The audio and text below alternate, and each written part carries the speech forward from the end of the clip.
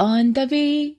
Santa Claus is coming along in a one-horse open sleigh. Jingle bells, jingle on the way.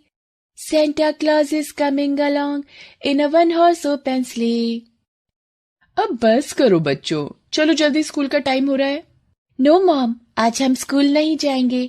मैंने और भैया ने decide किया है कि आज हम लोग घर पर रहकर सेंटा क्लॉज के लिए क्रिसमस कार्ड बनाएंगे। बना लेना बेटा, लेकिन शाम को, वैसे भी क्रिसमस परसों है। शाम को मैं भी आपकी हेल्प करूंगी कार्ड बनाने में, ओके? सच मॉम? फिर तो बहुत मजा आएगा। वैसे मॉम, मैंने जो लेटर लिखा था सेंटा क्लॉज के लिए, वो तो आपने पोस्ट कर दिया ना? वो लेटर? हाँ, मैंने तो उसी दिन पोस्ट कर दिया था। चलो मैं ब्रेकफास्ट रेडी कर रही हूँ, तुम लोग जल्दी से तैयार हो जाओ। रूही और रेमो को क्रिसमस का बेसब्री से इंतजार था।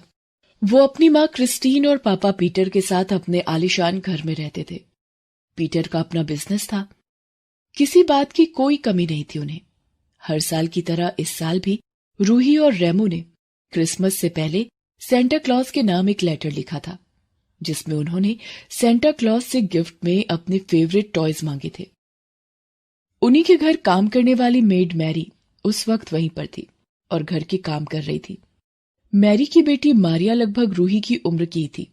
मैरी के पति की कई साल पहले कैंसर से जूझते हुए मौत हो गई थी। मजबूर होकर मैरी को लोगों के घरों में काम करना पड़ा। बड़ी ही मुश्किल से वो अपना और मारिया का पेट पाल रही थी।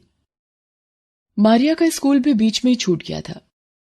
रूही के लेटर के बारे में सुनकर उसने रूही से पूछा, रूही दीदी, आपने सेंटा क्लॉज को लेटर भेजा था? क्या लिखा था उसमें? और क्या सचमुच सेंटा क्लॉज तक आपका लेटर पहुंच जाएगा और वो आपकी विश भी पूरी करेंगे? हाँ, मैं तो हर साल सेंटा क्लॉज को लेटर लिखती हूँ और हर साल वो मेरी विश पूरी करते हैं। लेकिन मैं तुझे अपनी विश क्यों बताऊं? तुझे बताऊंगी तो क्या पता मेरी विश पूरी ना हो। अच्छा, सच में? तो मुझे भी सेंटा से विश मांगनी है। आप मुझे भी सिखाओ ना, मुझे भी उन्हें लेटर लिखना है। मारिया की बात सुनकर रूही और रेमो जोर जोर से हंसने लगते हैं। फिर रेमो उससे कहता है, क्या कहा? तू लिखेगी सेंटा को लेटर? तुझे क्या लगता है सेंटा के पास इतना खाली टाइम है तेरा फालतू लेटर पढ़ने के लिए और तेरी फालतू विश पूरी करने के लिए? चल, तेरा जो काम है तू वो कर। हमें स्कूल के लिए देर हो रही है।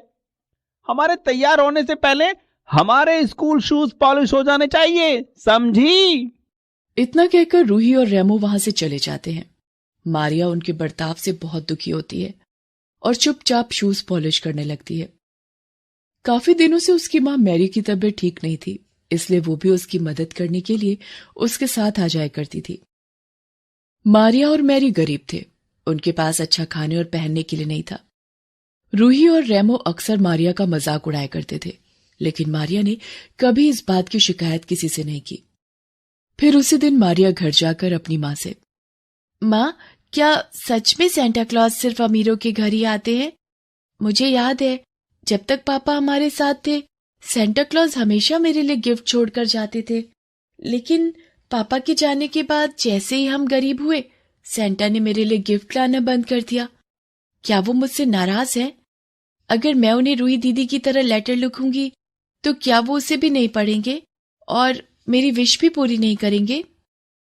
नहीं बेटा, ऐसा बिल्कुल भी नहीं है।